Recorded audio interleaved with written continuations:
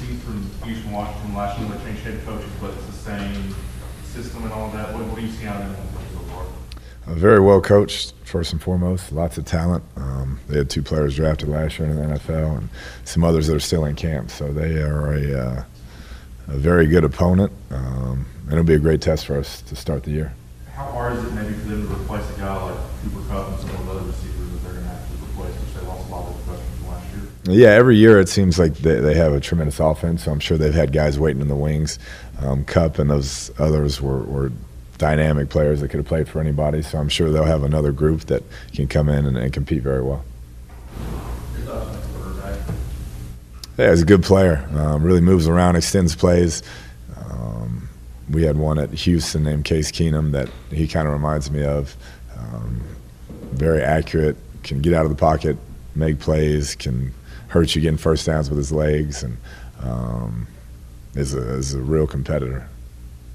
What kind of test will their defensive line, which is mostly veteran in terms of 3 starters in that group, what kind of test will that present to you guys in your younger offensive line? Yeah, I mean, they're like I said, anytime you're ranked 4th in the country in that league, you're doing something right, and so they're a good team. They could, play with a lot of teams in Division I football, and we know that, and we won't take them lightly. So that's going to be a great challenge for some of those new guys up front early on, and we'll see how they handle it. I know on the surface, maybe to a fan, when they see an FCS team, they might discount them, but anybody who's been around college football knows how good Eastern Washington's been. What's the biggest challenge as a coach, though, being able to prepare your team? And it almost might feel like a trap game a little bit just to start the season. You saw what they did to Washington State last year at the beginning of the year. Yeah, it can't be a trap game when you look at the results around the country the last few years playing FCS teams, and our players know that. They know the caliber of teams that are in that division, and so that's how we'll approach it. All you got to do is look, like you said, look at last year what they did. Washington State had a very good football team and came in there first game of the year and beat them. And so we'll know, our team will know about that. They'll know how good this team is, and we should prepare accordingly. Specifically, number 99, Tiuli, who's the nose tackle for them. What do you see on him? What challenge will he pose to Jack and Paul and just all your interior guys? Yeah, I mean, he's a big guy to move. There's no doubt. I mean, he's a force inside there. He does a good job of keeping those linemen off, those linebackers, so they can come downhill and make plays. And so we'll have our hands full. A couple of those guys, Jack hadn't started a Division I football game, and so that'll be a good barometer for him to see where he's at and going against a very talented defensive player like that. How do they play on the back end on defense? They mix it up quite a bit. They play, some man in conference. Didn't play a ton of it last year against Washington State, but lots of too high stuff. But they'll mix up their coverages. What do you see how they kind of use a tight end as either inline, stretch them out? It seems like they do a lot of that kind of stuff. Yeah, offensively, they do everything. That's the tough part. The quarterback run game, then they'll be in quads one play, and they move people all over the place and have a tremendous scheme. And so week to week, you never know what you're going to see, and that's a credit to their coaching staff, being able to get that implemented and get that coached and their players executed at a high level. Other than obviously picking up the win, what do you want to see from your team this week? Yeah, defensively, trying to obviously stop the run first and foremost, and then we got to create more turnovers. We got to find a way. There will probably be a lot of plays in this game. We got to find a way to get the ball out. Got to find a way to turn them over somehow. And offensively, start fast, secure the football, and then establish a run game. We weren't good enough by a long ways last year running the football, and hopefully we've made some strides in that area. I know they're replacing a lot of production, but they've also got a lot of players who've had a lot of snaps. For your team, you've got a bunch of players making their first snaps this year. Is that a concern for you? Yeah, we have a lot of guys back as well. So I think both teams do, really, when you look at it. We have a lot of veteran players on both sides of the football, and so I don't think that's much of a concern. You've got several players in Houston, in that area. Any update on their families? Yeah, we keep asking. Some are in different areas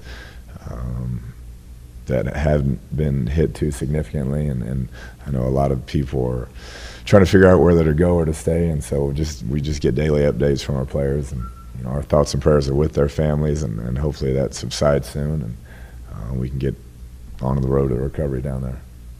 When you look at teams like TCU and Texas who are hosting Rice and the University of Houston right now, I guess, what do you think that says about the camaraderie that kind of just exists across college football? Yeah, it's awesome. I think anytime, especially in our state, you have something like this, you see the type of people we have in this state and the type of leadership we have in the state to reach out and take care of others. And I was actually at University of Houston when we had to evacuate one time, and we were in Dallas for 2 weeks, and they put us up at SMU, and it was the same type of treatment, and that just it's awesome to see in this day and age. Where did y'all stay during that time? There was a hotel, Hilton something, right there in Dallas, and waited it out for 2 weeks, and wasn't easy because the team has a lot of family and friends in their apartments and houses and waiting to see what happens. So I can empathize with what they're going through right now. How does that affect the team's preparation, or how did it affect y'all's preparation during that period? It was tough. Like I said, the focus is the biggest thing, trying to make sure they're thinking about 1,000 other things, and family and their apartments and their cars. And so football is really not the biggest thing on your mind at that point. So I don't know if there is a way to handle it appropriately, but I just remember being a tough situation for us. Can the football aspect of that, though, be a comfort knowing that it's at least consistent, 100-yard field, coaches are the same, players are the same? Yeah, I think so. I think you can find some peace while you're out there. It's just when you're not, and you're watching the news and you're hearing reports, that I think that's hard to not keep going back to it. If Quentin Young showed up on your 2 deep yesterday and hasn't really been talked about much over the past month, what can you tell us about his progress and what you saw from him that enabled him to earn that spot? Yeah, he got here late, but has really come on second part of fall camp. We feel like we have quite a few bodies that can rotate through there now, and he's just a guy who made some plays in the last couple of scrimmages, and we felt like had earned the right to get in the rotation. How much did he play at the end during camp, and how much did he play inside? I would say about 50-50. Yeah, we moved him in and out just based on need, and someone was banged up that day. So we learned both, which was good, because you never know, what spot you may need help. Is Joe also in the mix there in defensive tackle? He is. We'll see how that all plays out, but he's had a good camp. He's worked hard, and so hopefully we can get him out there. Does he practice on his days? It seemed like, I can't remember exactly what his status was when you were starting, but did you have any little injury or anything? No. He ended up practicing quite a bit during fall camp. You just had more productive guys. Yes, sir. As you enter game week this season, being your fifth compared to maybe even just last year, what's the biggest difference in field confidence, just emotion-wise, going into this season maybe than last year? Yeah, every year is a new opportunity and excitement, and just ready to get out there. I don't think it changes much. You feel great about your team every year going into game one, and then you figure it out. So I think we're in a good place as a program. We like where we're at. We like how hard our team's worked. We like our coaching staff, and so now we just got to go get it done.